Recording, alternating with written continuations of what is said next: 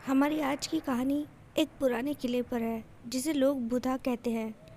लेकिन इसी बुधा किले में एक बार सूरज और उसके दो दोस्त एक रात रहने के लिए पहुंच जाते हैं, जानते हुए भी कि उस जगह पर प्रेत आत्माएं रहती हैं। लेकिन ऐसी क्या वजह थी जिसकी वजह से वो उस भूतिया किले में रहने के लिए एक रात तय करते हैं। कहानी बहुत ही डरावनी है। इस डरावनी कहानी को पूरी ज़रूर सुनिएगा। और अगर आपको ऐसी ही और डरावनी कहानियाँ सुनने का मन करता है तो हमारे चैनल को जल्दी से सब्सक्राइब कर लीजिए, क्योंकि हमारे इस चैनल पर आपकी मनपसंद डरावनी कहानियाँ अक्सर आती रहती हैं। और इन कहानियों को सुनते रहने के लिए आप हमारे चैनल को ज़रूर सब्सक्राइब कीजिएगा। चलिए जानते हैं उस भूता किले की कहानी। यहाँ पर सूरज जो था अपने दो दोस्तों के साथ अपनी एक स्पोर्ट्स कार में घूमने के लिए निकला था। आज उसने नई ये स्पोर्ट्स कार खरीदी थी और वो लॉन्ग ड्राइव पर अपने दोस्तों के साथ निकला था। रात का वक्त था, चारों ओर सन्नाटा छाया था।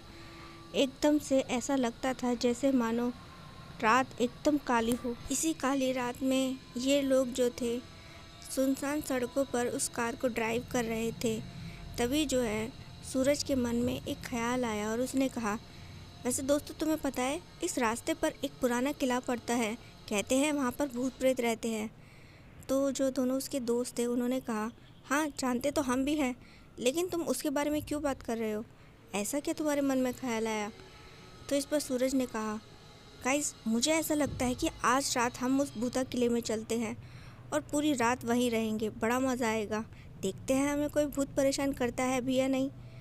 तो जो सूरज का एक दोस्त था उसने कहा, यार तेरा दिमाग ख़राब है, ऐसी जगह पर जाना जानलेवा हो सकता है। तो इस पर सूरज ने कहा, अरे यही तो पता करने के लिए चलना है, वैसे भी घर जाकर टीवी देखकर सो जाना ही है।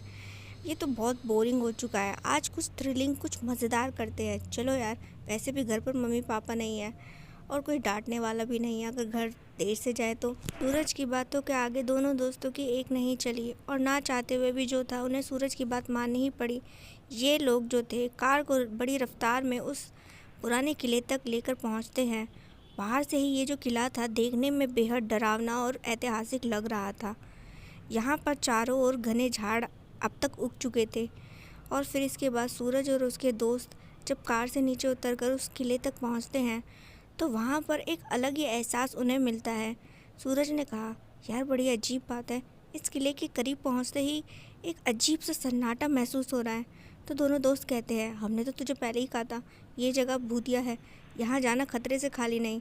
तो सूरज हंसने लगता है और कहता है, अरे यार मैं तो मजाक कर रहा था, तुम दोनों भी ना। और फिर ये लोग जो थे उस पुराने किले में अंदर पहुँचते हैं। किला काफ़ी बड़ा और एकदम सुनसान वीरान डरावना सा था। चारों ओर सन्नाटा पसरा हुआ था।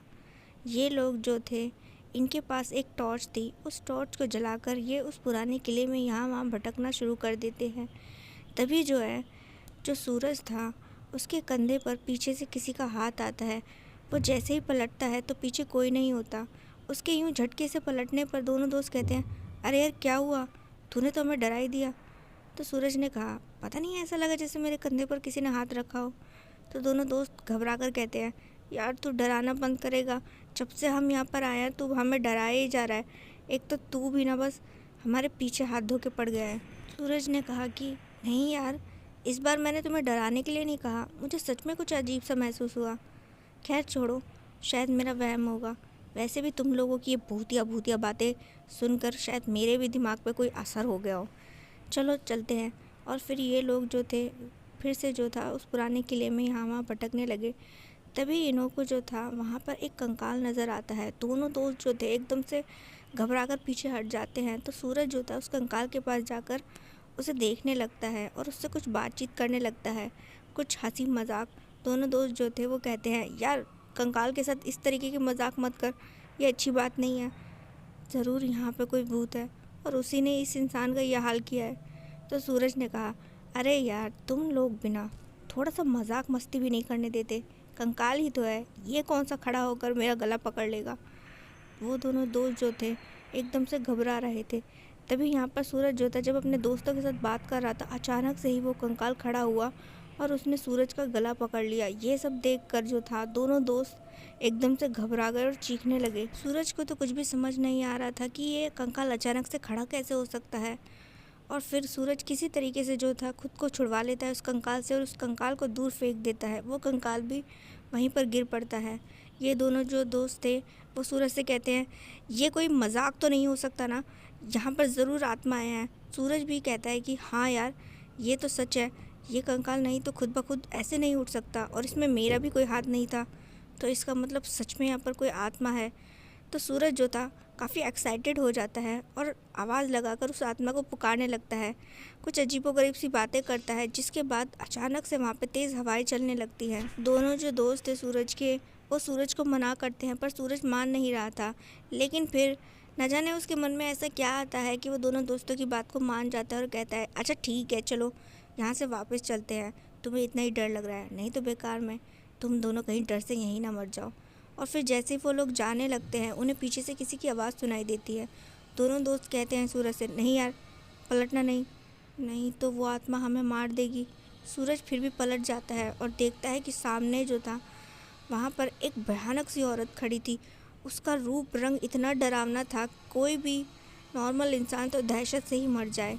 वह आत्मा जो थी उनकी ओर बढ़ने लगी थी। यहाँ पर दोनों दोस्त जो थे सूरज को किसी तरीके से ज़बरदस्ती उस किले से बाहर लेके जाने लगे, लेकिन ना जाने उनके पैरों में ऐसा क्या हो गया था कि उनसे जल्दी जल्दी नहीं चला जा रहा था। लेकिन फिर भी वो अपनी रफ्तार को रोकते नहीं हैं और धीरे धीरे ही सही, लेकिन उस किले से बाहर निकलने की कोशिश में लगे रहते हैं। वो जो अजीबोगरीब डरावनी औरत थी वो भी उनकी ओर बढ़ रही थी। वो लगातार चीख रही थी, उसकी चीखों की आवाज़ से उन लोगों का दिल दहल रहा था। और वहीं किसी तरीके से ये तीनों जो दोस्त थे उस किले से बाहर आ जाते हैं और कार में बैठकर वहाँ से निकल गए।